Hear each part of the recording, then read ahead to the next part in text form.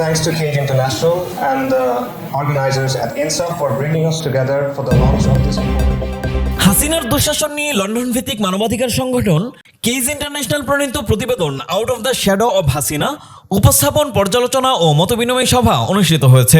ইনসাফের আয়োজনে রাজধানীর পুরানা পল্টনের ডিসিসি হলে অনুষ্ঠিত এ সভায় প্রতিবেদনটির মূল বিষয়বস্তু তুলে ধরা হয়। পাশাপাশি উপস্থিত অতিথিদের অংশগ্রহণে তা নিয়ে আলোচনা, পর্যালোচনা ও মতবিনিময় হয়। মঙ্গলবার বিকাল 3টা থেকে ইফতার পর্যন্ত আয়োজিত এ সভায় রাজধানীর বিভিন্ন অঙ্গনের আলেম, বুদ্ধিজীবী, গবেষক, রাজনীতিবিদ, গুমের শিকার ব্যক্তি ও সচেতন নাগরিকরা অংশ নেন। অনলাইনে সভায় যুক্ত হন কেজ ইন্টারন্যাশনালের নির্বাহী পরিচালক মোহাম্মদ রাব্বানী। তিনি প্রতিবেদনের প্রেক্ষাপট, আন্তর্জাতিক তাৎপর্য এবং বাংলাদেশের বর্তমান বাস্তবতায় এর গুরুত্ব তুলে ধরেন।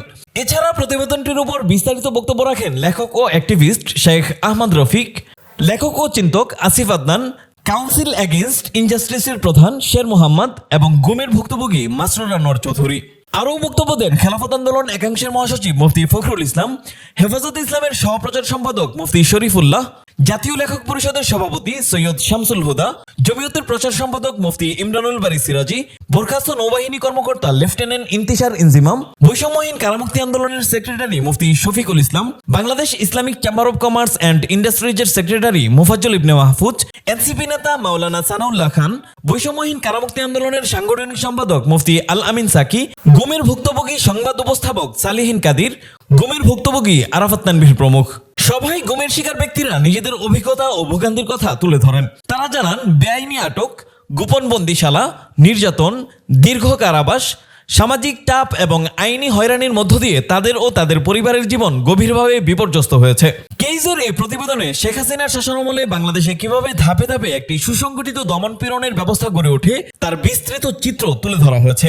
এতে স্পষ্ট করা হয়েছে সন্ত্রাস দমন ও জাতীয় নিরাপত্তার কথা সামনে আনা হলেও বাস্তবে সন্ত্রাস বিরোধী আইন, ডিজিটাল নিরাপত্তা আইন এবং সন্ত্রাস বিরোধী ট্রাইব্যুনালকে ব্যবহার করা হয়েছে রাজনৈতিক বিরোধী, সাংবাদিক, অ্যাক্টিভিস্ট, শিক্ষাবিদ, ধর্মীয় ব্যক্তি ও সাধারণ নাগরিকদের দমনের হাতিয়ার হিসেবে।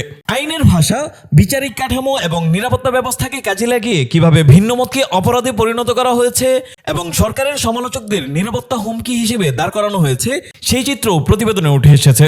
প্রতিবেদনটিতে গুম, বিচার বহির্ভূত হত্যা, নির্বিচারে আটক, গোপন বন্দিশালা, জোরপূর্বক স্বীকারোক্তি, নির্যাতন এবং বানোয়াট মামলার বিস্তৃত বিবরণ স্থান পেয়েছে। বিশেষ গুরুত্ব পেয়েছে র্যাপিড অ্যাকশন ব্যাটালিয়ন বা র্যাবের ভূমিকা। এতে দেখানো হয়েছে সন্ত্রাস দমনের নামে গঠিত এই বাহিনী ধীরে ধীরে রাজনৈতিক দমনপীড়নের কেন্দ্রীয় যন্ত্রে পরিণত হয়।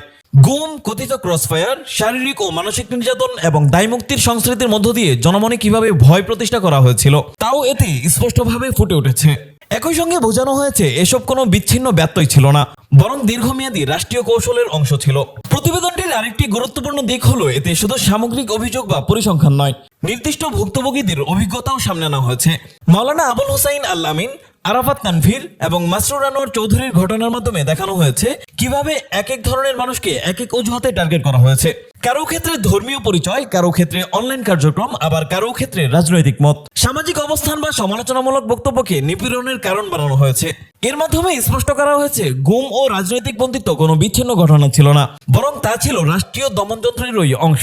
প্রতিবেদনটিতে আরও তুলে ধরা হয়েছে 2024 সালের গণঅভ্যুত্থান হঠাৎ ঘটে যাওয়া কোনো ঘটনা ছিল না, বরং বছরের পর বছর ধরে জমে থাকা অন্যায়, দুর্নীতি, রাষ্ট্রীয় সহিংসতা, নাগরিক স্বাধীনতা হরণ এবং দমন পীড়নের বিরুদ্ধে মানুষের বিস্ফোরিত প্রতিরোধ ছিল এটি। একই সঙ্গে আন্তর্জাতিক সহযোগিতা, নিরাপত্তা প্রশিক্ষণ, অর্থায়ন ও কূটনৈতিক প্রশ্রয়ের প্রশ্নও এতে সামনে আনা হয়েছে। সবশেষে জবাবদিহি, সত্য উদ্ঘাটন, আইনি সংস্কার, বিবর্তনমূলক আইন বাতিল, নিরাপত্তা কাঠামোর পুনর্গঠন এবং ক্রান্তিকালীন ন্যায় বিচার প্রতিষ্ঠার প্রয়োজনীয়তার উপর জোর দেওয়া হয়েছে।